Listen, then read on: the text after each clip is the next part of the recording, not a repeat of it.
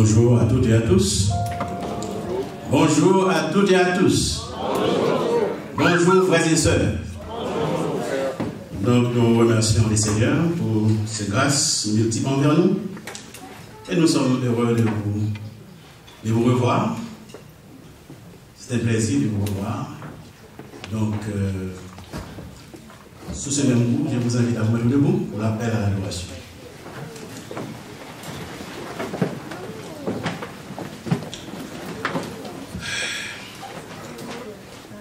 Nous au psaume 98. Chantez à l'Éternel un cantique nouveau, car il a fait des prodiges. Sa droite et son bras saint lui sont venus en aide. L'Éternel a manifesté son salut, il a révélé sa justice aux une nation.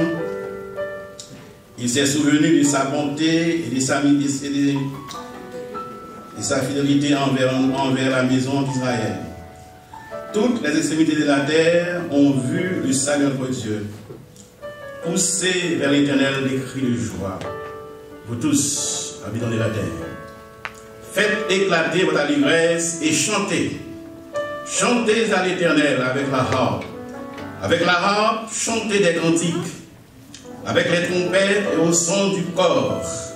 Poussez des cris de joie devant le roi l'Éternel. Que la mer retentisse avec tout ce qu'elle contient.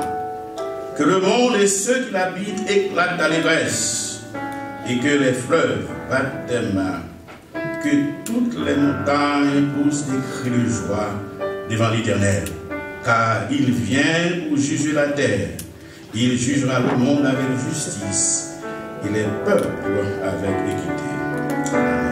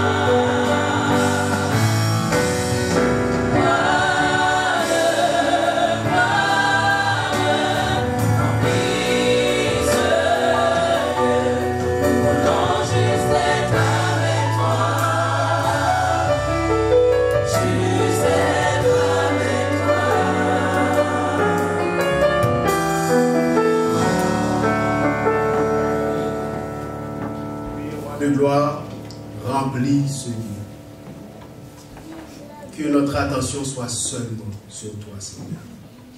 Bénis ton peuple au nom de Jésus. Nous gardons la même position.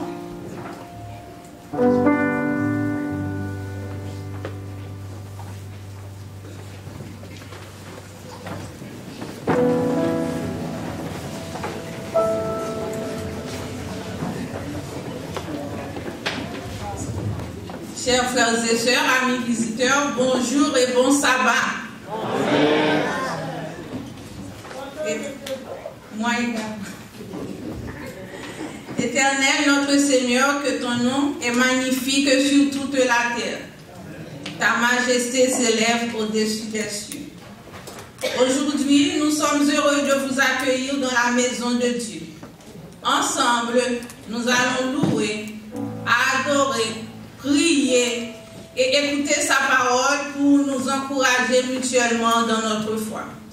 Chers frères et sœurs, nous vous invitons à participer pleinement à ce culte d'adoration et que la présence de l'Esprit Saint soit palpable parmi nous et que nous sortions d'ici transformés et fortifiés. Encore une fois, bienvenue et bonne adoration. Amen.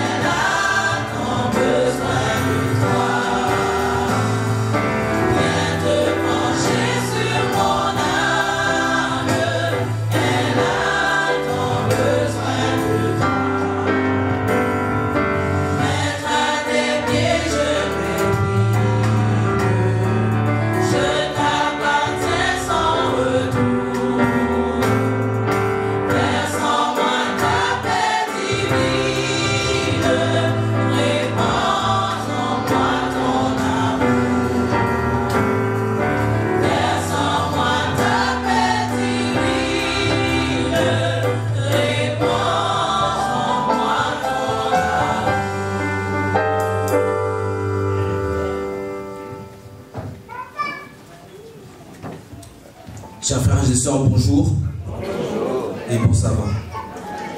La lecture de cette méditation d'aujourd'hui se trouve dans Matthieu 24, verset 13. Et je lis pour vous. Mais celui qui persévérera jusqu'à la fin sera sauvé. Amen. Prions avec le frère Jean-Baptiste.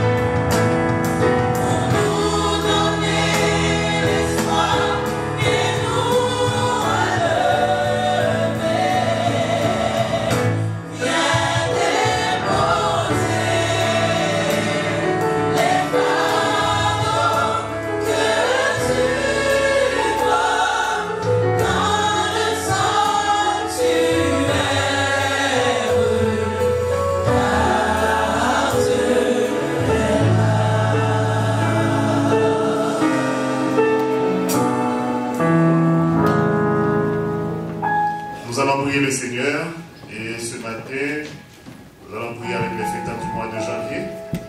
Les fêtards du mois de janvier, vous venez me retrouver en avant, tandis que nous allons prier le Seigneur avec vous.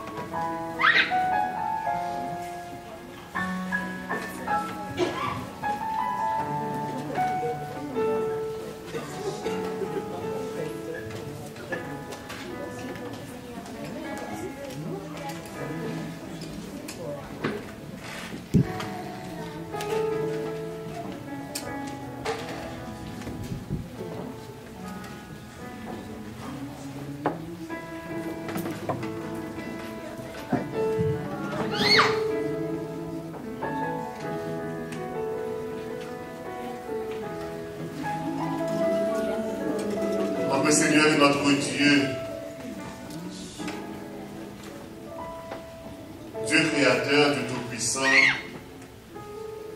Dieu de bonté, Dieu de grande compassion, le Seigneur qui sauve. C'est toi qui nous as appelés à être ensemble ce matin, en famille, entre frères et sœurs, pour te rendre un culte. Et nous nous présentons avec Jésus dans le nom de Jésus-Christ notre Sauveur, lui seul qui est digne de se présenter devant toi. Mais nous nous présentons devant toi, sachant qu'à travers Jésus, tu nous vois purs, irrépréhensibles, irréprochables, sans faute. Merci Seigneur pour cette semaine passée sous ton divin regard. C'est toi, Seigneur, qui nous a conduits. C'est toi, Seigneur, qui a conduit chaque mouvement, chaque pas, et qui a fait en sorte que ce matin, nous soyons ici pour te célébrer encore. Et nous voulons, Seigneur, te demander cette opportunité, cette possibilité de continuer à te célébrer. Ce matin, nous venons devant toi avec les fêtants du mois de janvier. Ils sont tous reconnaissants, Seigneur, de tous les bienfaits octroyés à leur égard depuis leur conception jusqu'à cette présente minute. Et le texte de méditation d'aujourd'hui dit: celui qui persévérera jusqu'à la fin sera sauvé. Avec il continue, Seigneur Dieu, à marcher avec toi, à être persévérant jusqu'à la réception de leur couronne, Seigneur. Nous savons, Seigneur, que nous connaissons des difficultés dans ce monde. Ce n'est pas facile. Nous sommes touchés par la maladie. Nous avons des déceptions. Mais nous savons, Seigneur, qu'avec toi, nous aurons la victoire. Nous savons qu'avec toi, Seigneur, nous avons la vie pour l'éternité. Merci, Seigneur, parce que ce matin, nous sommes à tes pieds. Tu nous as appelés et nous avons répondu positivement, Seigneur. S'il te plaît, Seigneur, tandis que nous sommes en train de marcher avec toi, et bien que ta paix, que ta grâce, que la lumière de ta face luise sur chacun de nous. Tes enfants ont besoin de toi, Seigneur, et je te prie de passer à travers l'assemblée pour toucher tes enfants. Il y a des gens qui ont des problèmes, chacun de nous a un problème quelconque. Il y a des gens qui ont un problème d'immigration, des problèmes de santé, des problèmes familiaux. Mais Seigneur, il n'y a pas de problème pour tout que tu ne vois pas les autres, Seigneur. Et je te demande, en cet instant, de faire quelque chose pour quelqu'un dans cette assemblée, Seigneur, qui a besoin de toi urgemment. Il y a des urgences, Seigneur. Viens en acte secourir quelqu'un ce matin dans l'assemblée, Seigneur. Je te prie, Seigneur, pour les malades dans nos rangs. Et je veux te prier, Seigneur Dieu, pour frère Anderson, Seigneur Dieu Joseph. Tu connais sa vie, ses besoins, Seigneur. C'est toi le médecin par excellence. Et dans son cas, on comprend, Seigneur. Et je te prie, Seigneur, de faire au-delà de notre compréhension pour que ton nom soit glorifié dans cette assemblée, Seigneur. Je te prie pour nos jeunes, Seigneur. Nos jeunes, Seigneur Dieu, qui connaissent des moments difficiles. Mais Seigneur, c'est toi qui donnes et qui peux donner la victoire à la jeunesse, Seigneur. Et tu dis, Seigneur Dieu, les jeunes sont forts. Si tu dis qu'ils sont forts, c'est qu'ils sont forts, Seigneur. Et je sais, Seigneur Dieu, même si notre jeunesse tomberait dans un bas-fond, tu peux les relever, Seigneur. Je te prie, Seigneur, d'intervenir en faveur des gens qui sont dans cette assemblée, mais qui ne croient pas, Seigneur. Il y a beaucoup de gens dans cette assemblée, Seigneur, qui sont dans une situation, qui se posent des questions, est-ce que tu existes vraiment? Manifeste-toi, Seigneur Dieu, pour ces gens-là, Seigneur. Révèle-toi, Seigneur Dieu, à ces gens-là ce matin, Seigneur. Révèle-toi à ton serviteur Ricardo, qui doit présenter le message. Et nous savons, Seigneur Dieu, il n'y a aucune éloquence qui peut toucher les cœurs. Seulement ton Saint-Esprit, Seigneur. Que ton Saint-Esprit, Seigneur Dieu, se manifeste à travers cette assemblée et en nous, afin que nous puissions comprendre, recevoir ce message, et que ce message change nos cœurs. Bénis l'Église, Seigneur. Bénis les dirigeants de l'Église. Bénis le pasteur de l'Église, Seigneur. Bénis tous ceux-là qui servent cette Église, qui donnent, Seigneur Dieu, tout pour que cette Église fonctionne, Seigneur. Donne-leur, s'il te plaît, une bénédiction particulière, spéciale, Seigneur. Oui, Seigneur, nous voulons te remercier encore une fois pour la vie éternelle en Jésus-Christ. C'est au nom de Jésus-Christ que nous prions, lui qui vit et qui règne au siècle des siècles. Amen.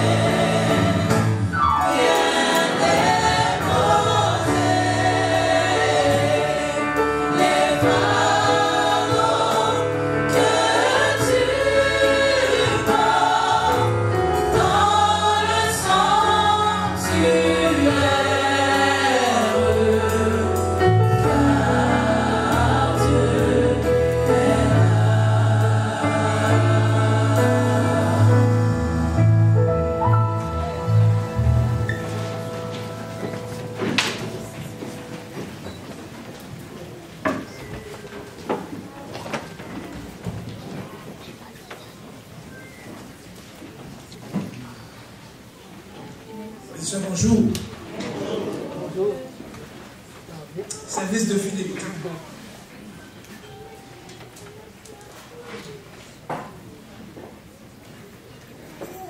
Ministère d'évangélisation de la télévision adventiste. En 1 Corinthiens chapitre 9, le verset 22, Paul déclare: j'ai été faible avec les faibles afin de gagner les faibles. Je me suis fait tout à tous, afin d'en sauver de toute manière quelques-uns. L'Église adventiste d'Amérique du Nord utilise la télévision comme l'un de ses moyens possibles pour en sauver quelques-uns. Des millions de personnes regardent chaque année des programmes des médias adventistes. Si l'apôtre Paul avait vécu au XXIe siècle, il partagerait un message d'espoir et de plénitude centré sur le Christ par le biais de la technologie et des médias. Jésus a dit à l'apôtre Pierre: Père mes brebis. Pierre utiliserait également l'Internet et les médias sociaux pour nourrir ses amis. Nous vivons à une époque où les gens regardent davantage la télévision qu'ils ne lisent pas les livres ou des brochures. Une personne moyenne regarde la télévision pendant environ 2 heures et 51 minutes, alors qu'elle ne lit plus que 16 minutes et 48 secondes. Ellen White a dit ceci en 1914. La circulation de la page imprimée est devenue un facteur puissant de la diffusion des vérités du message du troisième ange. Si elle vivait aujourd'hui, Mme White désignerait la télévision comme le facteur déterminant dans la prédication du message des trois anges. Votre offrande aujourd'hui aidera le ministère de la télévision adventiste à continuer à atteindre des millions de personnes dans le monde entier et à répandre l'évangile à ceux qui sont à la recherche et ceux qui sont perdus. Aidez-nous à remplir le grand mandat que Jésus nous a confié. Nous allons faire une coupe. Béni soit l'Éternel. Béni soit ce Dieu d'amour, de compassion et de passion, qui veut que tous les humains soient sauvés. Béni soit ce Dieu qui a donné l'exemple de cadeau parfait, qui a donné Jésus pour le salut de tous. Merci pour cette mission que tu nous donnes, Seigneur, de participer au salut des âmes perdues. Nous voulons répondre à cette invitation. Nous voulons consacrer nos dîmes, nos offrandes, nos temps, nos talents, tout ce que nous avons à la prédication de l'Évangile. Mais sans l'aide de ton Saint-Esprit, nous ne pourrons pas arriver, car tu dis, sans moi, vous ne pouvez rien faire.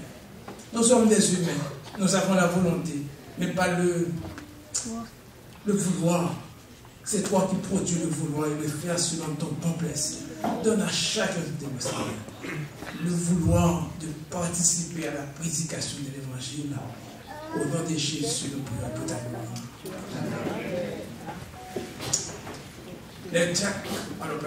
Les chants vont chanter, écouter l'appel du Dieu des âges, tandis que les diacres vont ramasser les offrandes et les dîmes. Alors pour le rabbin des dîmes, nous allons chanter au numéro 602, de préférence. Amen. 602.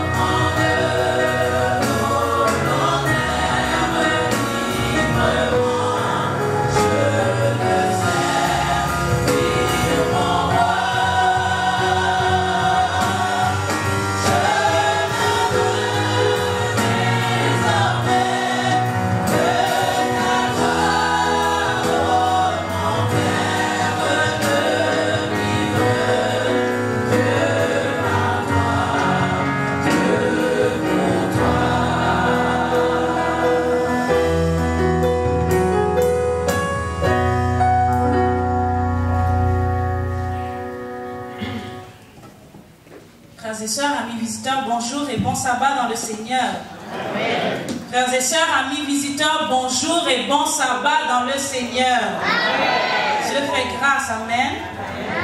Dieu nous fait grâce et même si les vagues se soulèvent et peuvent nous faire trembler, notre maître, mon maître et ton maître entend la tempête. Il va parler au flot et la paix régnera. Je vous invite à vous mettre debout et nous allons débuter le moment de louange de ce matin avec le numéro 388, une nacelle en silence.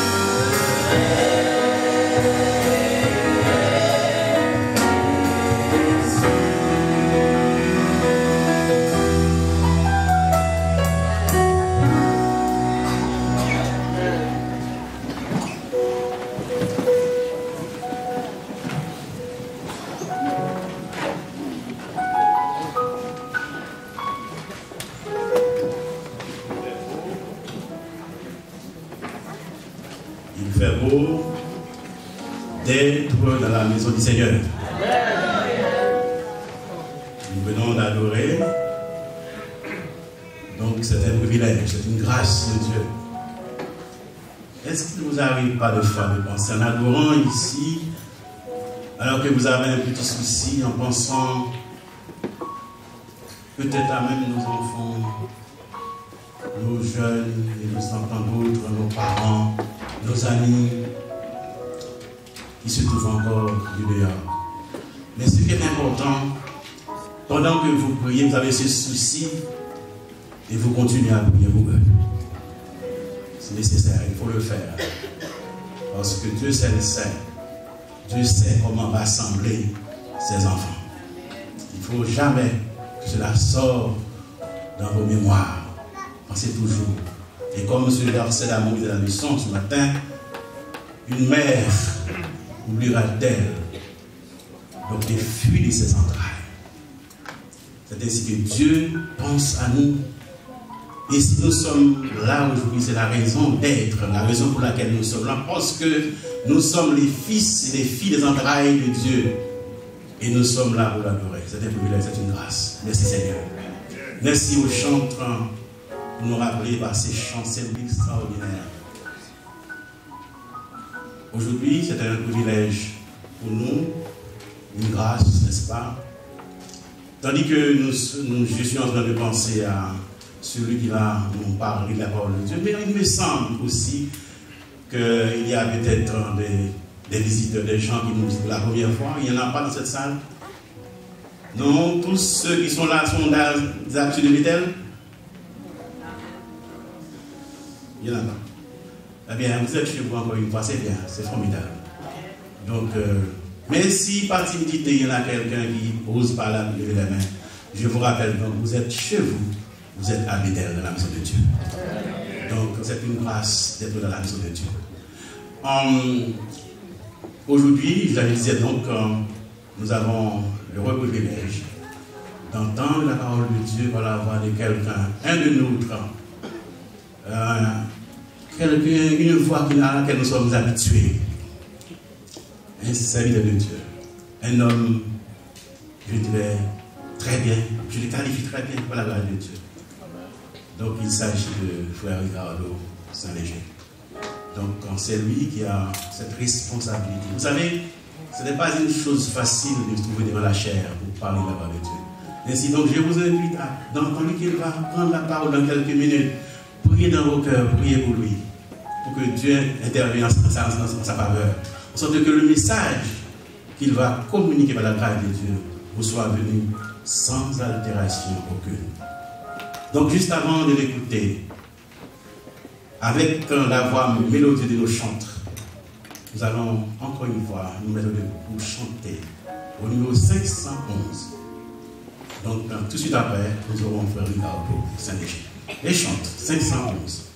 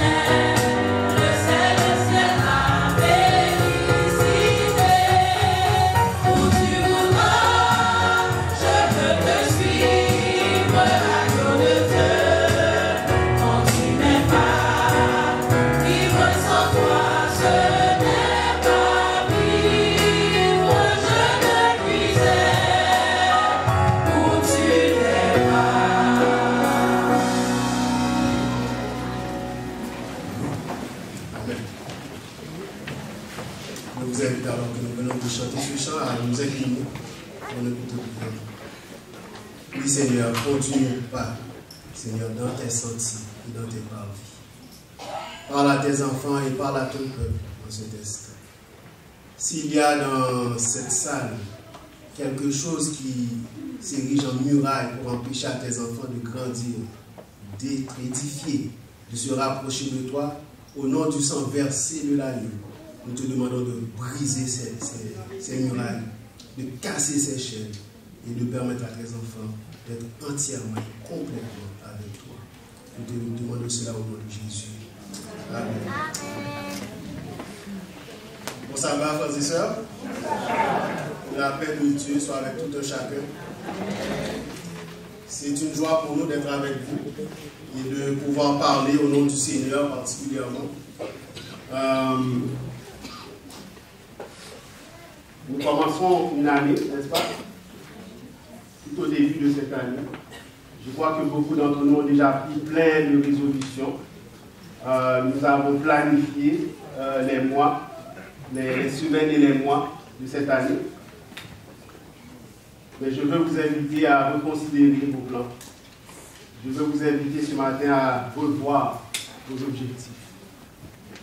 Et pas selon Frère Ricardo. J'aimerais que nous le fassions selon ce que Dieu a envie pour nous. Vous avez entendu le texte de méditation dans Matthieu 24, verset 13. Il m'a inspiré ce passage. Et en fait, le chapitre, c'est un chapitre auquel je retourne souvent, qui m'impressionne, qui est lourd aussi. Mais je crois qu'il y a un message, au-delà des prophéties qui se trouvent dans Matthieu 24, il y a un message que Dieu veut communiquer à ses enfants. Et j'espère qu'on pourra trouver dans ce que Dieu m'a révélé, m'a donné, de l'encouragement et une incitation à demeurer dans l'appel qu'il a pour chacun de nous. Nous ne sommes pas ici par hasard, nous ne sommes pas dans ce monde par hasard, nous ne sommes pas le fruit du hasard. La vie de chacun de nous a un but, a un objectif. Et ce n'est pas de gaspiller du temps, ce n'est pas de se perdre. Le texte nous dit, celui qui persévérera jusqu'à la fin sera sauvé. Je suspectais qu'on ne me donnerait pas beaucoup de temps pour prêcher. Donc, je vais vous demander de faire un exercice avec moi. Ce que Dieu m'a donné, je vais le partager avec vous, mais je vous en conjure. Prenez le temps à la maison et sur votre temps libre, lorsqu'il n'y a pas de distraction, d'aller dans Matthieu 24. De le lire lentement, doucement, de peser chaque mot, pour voir si ce que nous partageons avec vous ce matin, c'est le même message que Dieu a pour chacun d'entre nous. Encore une fois, comme je l'ai dit, nous sommes en début d'année. Vous êtes en planifié tout à fait. Vous êtes en changer de job. Vous êtes en connaître ça n'a fait. Vous savez que vous êtes déjà inscrit au gym, etc. Je vous invite à changer ce matin vos plans, vos objectifs, vos projets. Je vous invite à mettre au sommet de la liste de vos objectifs celle de vous rapprocher de Dieu en priorité. Celle de mettre l'idéal de Dieu au-dessus de tout autre objectif que nous pourrions avoir au courant de cette année. Et ceci pas seulement dans les affaires de l'Église, mais dans tous les aspects de notre vie. Dans tout ce qui nous concerne, que l'idéal divin soit on top of the list, en haut de la liste, en haut des objectifs, en haut des projets. que 2025 soit une année de changement pour chacun d'entre nous. Que vous soyez ici avec moi ou que vous soyez en ligne. Vous savez, vivre selon l'esprit, ce n'est pas une chose facile. Nous sommes toujours bombardés de toutes sortes de stimuli. Nous sommes hyper stimulés. La télévision ici, les sorties par là, les conversations, nous sommes vraiment, vraiment bombardés de toutes parts. Et se concentrer sur notre spiritualité, sur l'esprit, les choses de l'esprit, ça ne vient pas naturellement. Ce n'est pas facile. Je le sais, je le vis. Ce n'est pas facile. Pourtant, si nous voulons la paix, si nous voulons être en paix dans notre esprit, et si nous voulons être débarrassés de toute forme d'anxiété, il faut prendre les mesures pour cela. Il faut prendre les grands moyens pour être débarrassé de ces choses. Et ces moyens, nous ne pouvons pas les prendre de n'importe où. Nous devons nous inspirer de ce que Dieu nous aura proposé. Écoutez bien ce que dit l'apôtre dans 1 Corinthiens 2 et le verset 14. Et je crois que quelqu'un a besoin d'entendre cela. Il dit que l'homme animal ne reçoit pas les choses de l'Esprit de Dieu. Il continue, il dit, c'est parce que c'est spirituellement qu'on juge des choses de l'Esprit de Dieu. Donc l'homme, tel que nous sommes, sans Dieu, ne comprend pas ce que Dieu nous offre. Parce qu'il nous faut l'Esprit de Dieu pour pouvoir comprendre ces choses-là. C'est dans ce sens que j'aimerais qu'on regarde ensemble comment mieux nous disposer pour connaître une spiritualité plus épanouie. La division nord-américaine de l'Église adventiste a mis sur pied pour 2025 un programme bien spécial. On veut mettre l'emphase sur l'effusion du Saint-Esprit. Et on nous invite à nous rendre disponibles pour un usage sacré. On nous invite à nous consacrer à Dieu. Et ceci pour transformer non seulement l'Église locale, mais encore pour transformer tout le nord de l'Amérique. C'est un projet d'envergure. Et ce n'est pas les bancs, ce ne sont pas les baptistes qui vont arriver à accomplir cela. Donc le message est lancé par la division nord-américaine à chaque membre d'Église de se consacrer. Pensez-vous que cela vient de Dieu? Certainement. Comment Dieu pourrait nous demander, comment l'ennemi du moins pourrait nous demander de nous consacrer tous ensemble? En fait, peut-être que ça n'intéresse pas tout le monde. Peut-être qu'il y en a qui disent, bon, encore un autre programme, encore du marketing de l'Église adventiste. Mais nous ne voulons pas passer à côté de tel objectif. Si jamais c'est Dieu qui est en arrière de cet objectif-là, nous ne voulons pas passer à côté de cet objectif-là. Demandons à Dieu de nous galvaniser à la recherche de sa volonté, dans la prière, dans la lecture de sa parole. Et aussi dans les moments de louange que nous avons à la maison ou à l'église, qu'il puisse nous aider dans notre adoration au quotidien pour avancer son royaume. Le sujet du jour, Matthieu 24. Le titre de mon message, c'est « Persévérons jusqu'à la fin ». Le passage de méditation dit « Celui qui persévérera jusqu'à la fin sera sauvé ». Le titre de mon message, c'est « Persévérons ». Faisons ce que dit Jésus, persévérons jusqu'à la fin. Ce titre est inspiré, bien sûr, du passage que nous avons lu.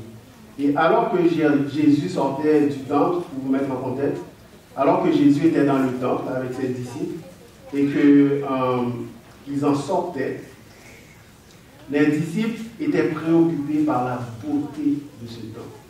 Ils trouvaient que c'était quelque chose d'extraordinaire, de magnifique. Et ils ont senti qu'ils devaient communiquer cela à Jésus.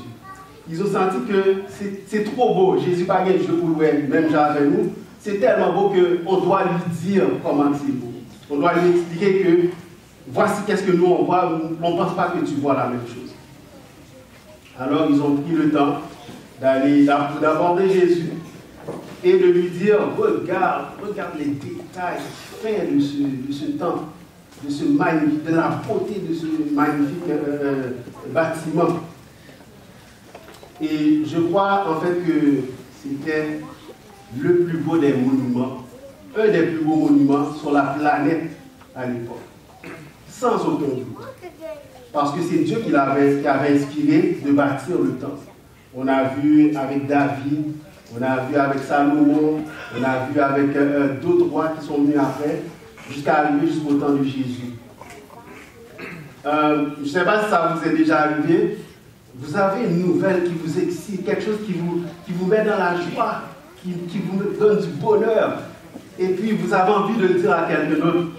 Et lorsque vous approchez de quelqu'un comme Ricardo, et que vous lui dites cette chose-là, il vous regarde comme si, tout ça me pose comme ça. C'est quelque chose de tout à fait normal. La personne n'est pas dans la joie que vous ressentez. La personne ne reflète pas dans son expression la joie que vous ressentez en vous-même. Eh bien, c'est ce que les disciples ont dû sentir quand Jésus les a fait une vérification de la réalité. En anglais, on dit que Jésus les a fait un reality check. Jésus leur a dit, tout ce que vous voyez là, tout ce que vous trouvez extrêmement magnifique et beau, tout va être détruit. Jésus a pété leur vie. Jésus, comment on dit ça? J'oublie le terme. Mais il a gâché le moment pour eux. Il les a fait sortir de cette joie et de ce qu'ils ressentaient par rapport à cette construction de leur nation, pour leur dire que ça va être détruit. Il ne va même pas rester une pierre sur une pierre. Mais Jésus, en faisant cela, il les a permis de détourner leur regard de la beauté de ce temple. Il leur a permis de fixer les regards sur autre chose. Donc cela a servi à détourner le regard des choses, entre guillemets, insignifiantes.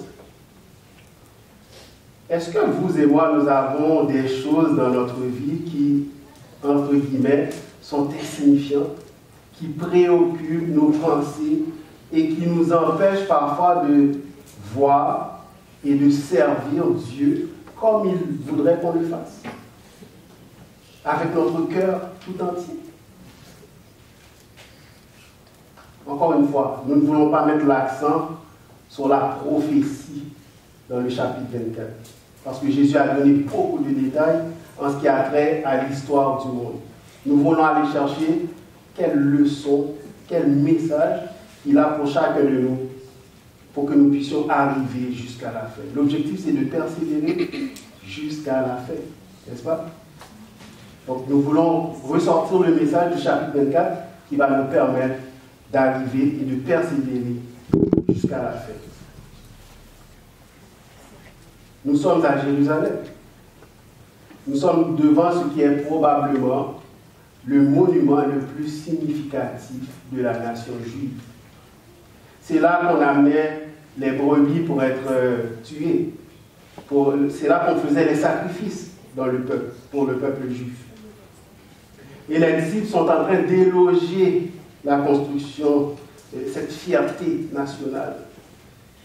Jésus les invite à se concentrer sur autre chose. Parce que ce temple sera détruit. Ça attire l'attention des disciples. L'action que Jésus a posée les a captés. Et maintenant, les disciples veulent connaître qu'est-ce que tu veux dire, Jésus. Alors Jésus, qu'est-ce qu'il fait? Vous pourrez le lire. Il prend les disciples de là où ils sont, c'est-à-dire dans le temple, à Jérusalem. Il quitte ces lieux. Il s'en va quelque part d'autre avec eux. Il s'en va sur la montagne des Oliviers. Il y a une leçon que nous pouvons tirer de là. l'endroit où nous nous trouvons, les lieux où nous nous situons, ont un impact sur nous, ont un impact sur comment nous réfléchissons, ont un impact sur notre attention. Jésus les enlève de devant ce building parce qu'il est encore là. Il leur a annoncé que ça va être détruit, mais c'est tout à fait encore là. C'est devant eux et ils peuvent être distraits encore par ce temple-là. Il les amène sur la montagne des Oliviers, là où il n'y a pas trop de bruit, là où c'est un peu silencieux, là où il y a un peu de calme. Et là, Jésus s'assoit avec ses disciples pour leur parler. Comprenez bien. Jésus a posé un geste que nous pouvons voir comme méprisable. Pourquoi tu n'es pas allé avec eux dans leur joie? Pourquoi tu ne les as pas encouragés dans ce qu'ils ressentaient? Il les a transportés d'une pensée vers une autre. Les choses de la terre, bien que extraordinaires, bien que belles, il y a beaucoup de beaux endroits sur la planète Terre, mais souvent de fois, ces choses nous empêchent de penser à ce qui est éternel. Ces choses nous écartent de ceux qui ont vraiment de la valeur et du prix. Et c'est ce qui était arrivé avec les disciples à ce moment-là. Ils regardaient quelque chose d'extraordinaire et ils en oubliaient les choses que Dieu leur avait promises.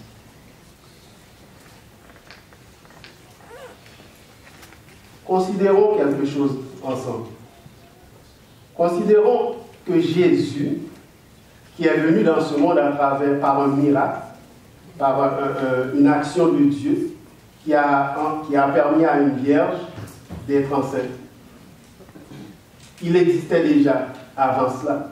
Jésus a connu un temps de loin supérieur au temps que les disciples lui vendaient.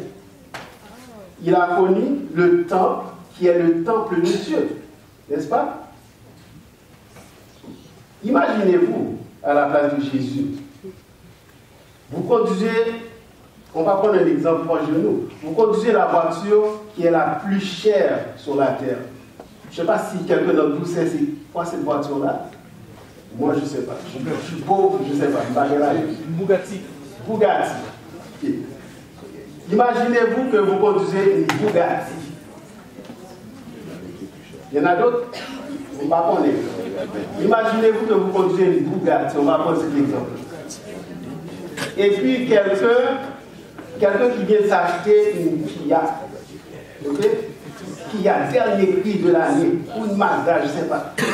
Et puis il vient vous voir. Il est en train de vous chanter que c'est une merveille. Il n'y a pas mieux qu'il y a cette Mazda. Dites-moi, quelle sera votre réaction, vous qui conduisez une Bugatti? Si j'en parle pas de ça, vous allez prendre en pitié quand même. Vous allez vous dire, ah, je ne sais pas de quoi il parle. Par contre, ça là, petit là. Et vous aurez peut-être même envie de le prendre et de l'amener dans votre Bugatti. Non? Pour lui faire comprendre que, non, ta Kia là, mets ça de côté, mets ça quelque part. Parce qu'il y a beaucoup mieux que ta Kia. Il y a beaucoup mieux que ta Mazda. Juste pour vous mettre dans le contexte de Jésus, lorsque les disciples l'approchent pour lui dire que ça c'est beau, que ça c'est magnifique, que ça c'est extraordinaire. Jésus a vu le temple des temples. Jésus a marché dans le temple des temples. Il n'y a pas de temple qui surpasse le temple de Dieu. Et ce temple qu'ils sont en train de chanter, de louer, d'éloger, est inspiré du temple qui est dans les cieux. Donc Jésus a bien fait de réagir comme ça. Jésus est passé par un chemin que les disciples ne connaissent pas. Ils n'ont pas été dans ce chemin-là. Dans Hébreux 9, juste pour que vous compreniez que je n'invente rien, que Jésus est réellement passé dans un temps qui surpasse tous les temps qui pourraient exister sur la terre, que Jésus a connu, a vécu une expérience qui surpasse toute expérience qui existe sur la terre. Regardez avec moi dans Hébreux 9. dans Hébreux 9 et le verset 11. Il est écrit que « Mais Christ est venu comme souverain sacrificateur des biens à venir. Il a traversé le tabernacle plus grand et plus parfait qui n'est pas construit de main d'homme, c'est-à-dire qui n'est pas de cette création. » Vous comprenez maintenant la réaction de Jésus. Souvent de fois, les gens prennent la Bible et on vous lit un seul passage, on vous lit un texte. Et puis on vous dit, c'est ça, c'est comme ça, et puis on finit là. Mais lorsqu'on va chercher un autre texte pour appuyer ce qu'on a lu, souvent de fois, on voit que ça contredit ce que nous disons. Mais là, il n'y a pas de contradiction. Jésus leur fait comprendre que ce temple sera détruit. Il n'existera plus. Oui, vous pouvez considérer que c'est beau, mais j'ai connu plus beau. J'ai connu mieux que ça. Alors, ce que je disais, c'est qu'il y a beaucoup de gens qui détournent la parole de Dieu, qui vous lisent un verset et qui vous montrent une doctrine à partir de ces versets-là. Mais c'est très important, lorsque une idée vous passe en lisant la Bible, d'aller confirmer avec d'autres versets dans la Bible, d'aller confirmer ce que vous pensez être un message de Dieu à travers d'autres versets. Parce que la Bible, la parole de Dieu et Dieu lui-même ne se contredisent jamais.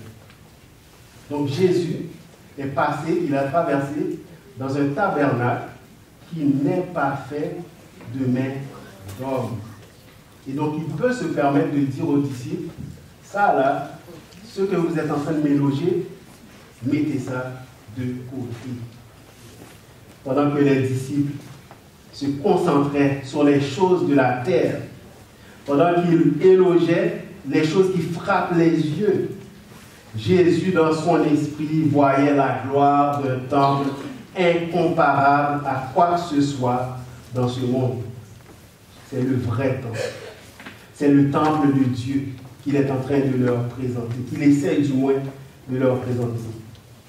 Dans un même ordre d'idées, frères et sœurs, nous devons aussi comprendre que les choses de l'esprit sont de loin supérieures et beaucoup plus élevées que les choses charnelles, les choses de l'homme. Nous l'avons lu dans 2 Corinthiens, dans 1 Corinthiens. Les choses de l'esprit, c'est spirituellement qu'on en discerne. L'homme charnel ne comprend pas les choses de l'esprit. Donc, de la même manière que Jésus essaie de changer le regard des disciples pour les pointer vers les choses plus élevées, de même l'apôtre, dans son passage, essaie de nous faire voir que ne nous concentrons pas, ne perdons pas notre temps sur les choses charnelles, matérielles. Ce n'est pas ça qui doit être notre focus. Notre focus doit être sur les choses de l'esprit. Donc notre attention ne doit pas être détournée par ce qui est matériel, par les titres, par les objectifs que nous pouvons avoir dans cette vie. Je ne vous dis pas de ne pas avoir d'objectifs, bien sûr. Il faut avoir des objectifs. Mais que cela ne nous détourne pas du plan de Dieu pour notre vie. Ensuite, nous voyons Jésus qui s'éloigne du temple, qui prend un autre chemin, qui s'en va loin avec ses disciples